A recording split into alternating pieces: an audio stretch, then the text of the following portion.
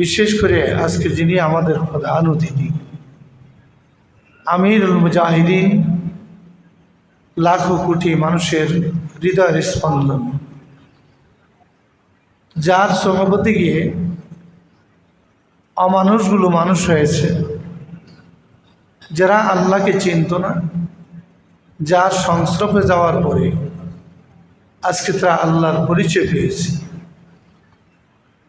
নিজের জীবনকে উৎসর্গ করে দিয়েও আল্লাহর সন্তুষ্টি তালাশে তারা মত্ত থাকে, আর সব সময় তাদের জবানে জিকির চলতে থাকে।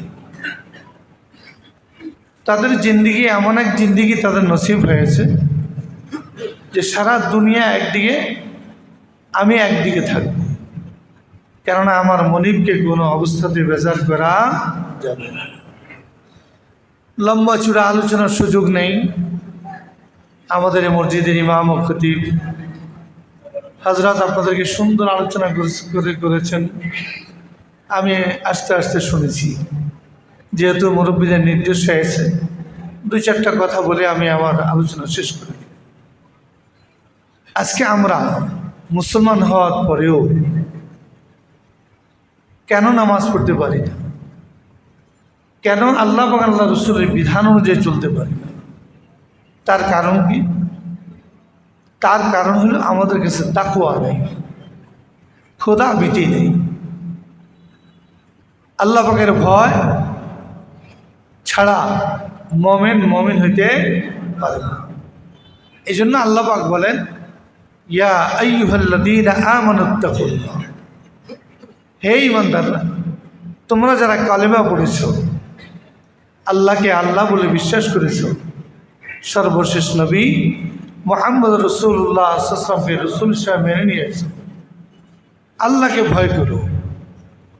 আপনার আমার এই ভয়কে যথাযথভাবে জিন্দিগিতে যদি বাস্তবায়ন করতে হয়, কিভাবে বাস্তবায়ন করবেন, কাদের মাধ্যমে বাস্তবায়ন করা যায়? আল্লাহ তাআলা বলে দিয়েছেন, ফাকুনু মা'আস সাদিকিন, তোমরা আল্লাহ ওয়ালাদের সঙ্গী হয়ে যাও। কাদের সঙ্গী হয়ে? জোরে সুরে বলেন, কাদের সঙ্গী হও? এমন এক বুজুর্গ আল্লাহ ওয়ালা আমাদের কাছে আসতেছেন।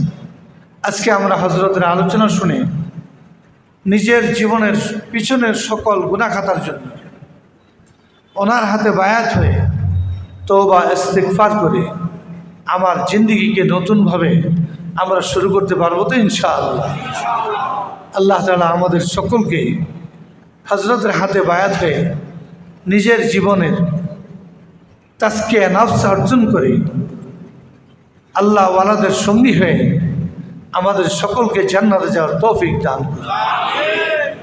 আল্লামা রুমি রহমতুল্লাহ আলাইহি বলেন, যিনাকে আধ্যাত্মিক জগতের সম্রাট বলা হয়, তিনি বলেন, খুদ বখুদ কামেল না সুদ মোল্লায় রুম, তা গোলামে শামসি তিবরিজি না সুদ।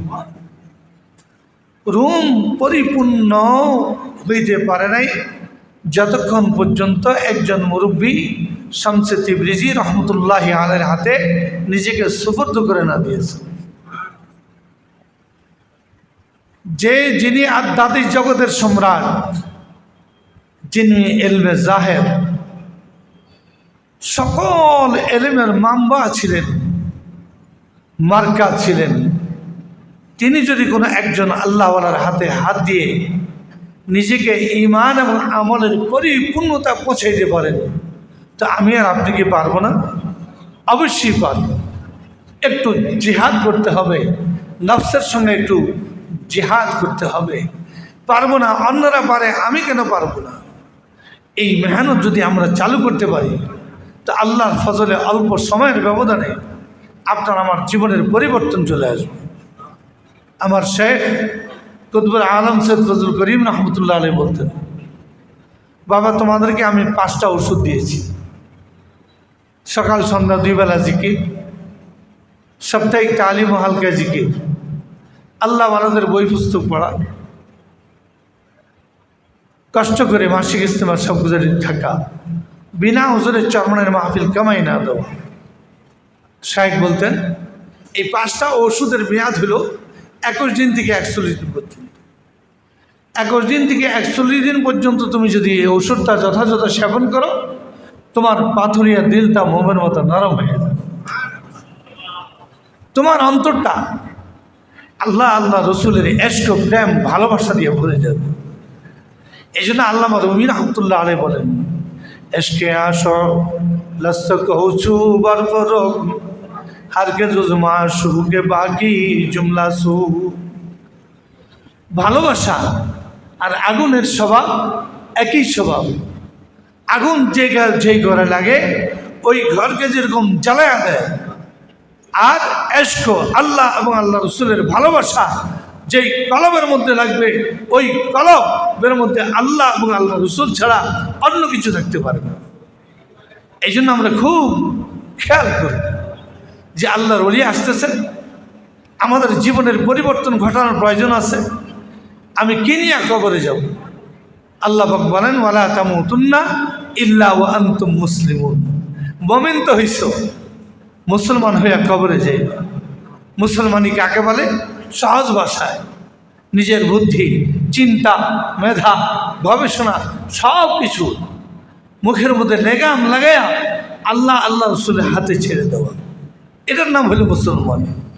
মুসলমানি বুয়াদ গর্দান নিহাদান এনাদে খুদরা বদস্তে খাজা দাদা।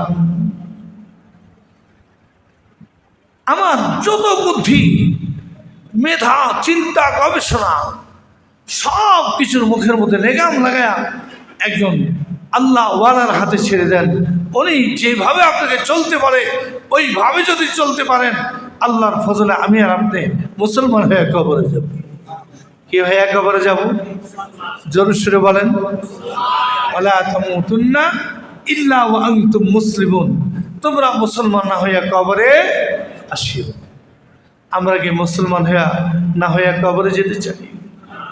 খাঁটি মুসলমান হইতে হলে, আপনার আমার জিন্দিগির পরিশুদ্ধিতা আনতে হলে একজন মুরব্বীর দরকার আছে না নাই? আছে না নাই? মুরব্বী ছাড়া কোনো দিন কোনো মানুষ কি হইতে পারে না, মানুষ হইতে পারে নাই। সাহাবাই কিরাম রিজওয়ানুল্লাহ আলাইহিম আজমাইন ঈমান আনার পরে আল্লাহর হাবিবের সহবতে তিনার কি হয়েছেন? সাহাবী হয়েছেন। কে হয়েছেন? জোরে সুরে বলে, কি হয়েছেন?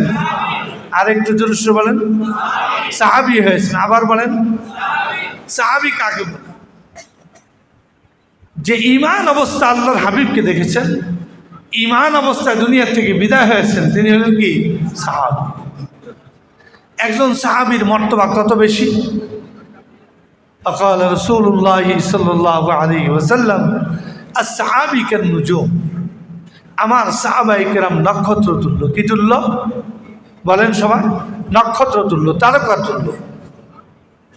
তোমরা একজন সাহাবীর অনুকরণ করবে, হেদায়েত পেয়ে জান্নাতে চলে যাবে। সুবহানাল্লাহ। এই জন্য আহলে হক, হক্কানি, রব্বানি উলামায়ে কেরামদের সোহবতে যখনই বসবেন, তখনই আল্লাহ তাআলা আপনার আমার কলবের মধ্যে হেদায়েতের জান্নাত জারি করে দিতে পারেন। পারেন কি পারেন না? ইয়া আইয়ুহাল্লাযীনা আমানুত্তাকুল্লাহ ওয়া কুনু মা'আস সাদিকিন।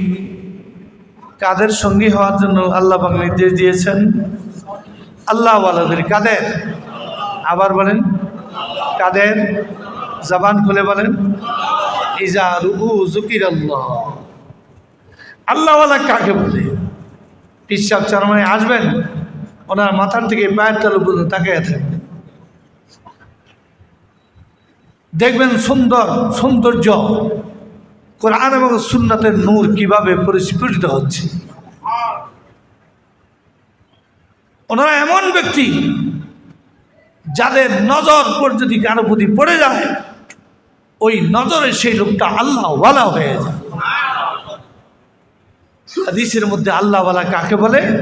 ইজা রুউ যুকিরাল্লাহ। ওই ব্যক্তিকে আল্লাহ ওয়ালা বলা হয় যাকে দেখার সঙ্গে সঙ্গে কার স্মরণ আসে? আল্লাহ। কার স্মরণ আসে? জবান খুলে বলেন, কার স্মরণ আসে? আবার বলেন আল্লাহ। জবান খুলে বলি আল্লাহ। আরেকটু জোরে শুনবি আল্লাহ। আল্লাহ তো আমরা বলি, আল্লাহ পাকের নামের স্বাদও আছে, মজাও আছে। বাবারে, আল্লাহওয়ালাদের সঙ্গে কিছু সময় বসো, কিছু সময় তাদের কথাবার্তা শুনে নিজেকে যদি প্রস্তুত করতে পারো, আল্লামা রুমি রহমতুল্লাহ আলাইহি বলেন, তুমি আল্লাহ শব্দ করে যখন ডাক দিবা, নামে উঁচু বরজবানম ইবারাত আর বনে জয়ে আসলে মিশাওয়ার। তুমি যখন আল্লাহ শব্দ করে ডাক দিবা, তখন দেখবা তোমার প্রত্যেকটা পশমের গুঁড়া যেন মধুর দরি হয়ে গেছে। এর চেয়ে স্বাদ আর মজা কিছু হইতে পারে না। বাবারে, আমার মাওলানা যিনি সমগ্র মিষ্টি জাতীয় বস্তু সৃষ্টি করছেন, তিনি আল্লাহ। আল্লাহ ইসে শিরিন ইসে নাম, শিরে শক্কর মিদানম জুমলা তামাম। মাওলার নামের স্বাদ আর মজা যদি পাইতে হয়, আল্লাহ ওয়ালাদের সোহবতে বসো, কিছু সময় তুমি সেখানে কাটিয়ে দেখো কি স্বাদ আর মজা।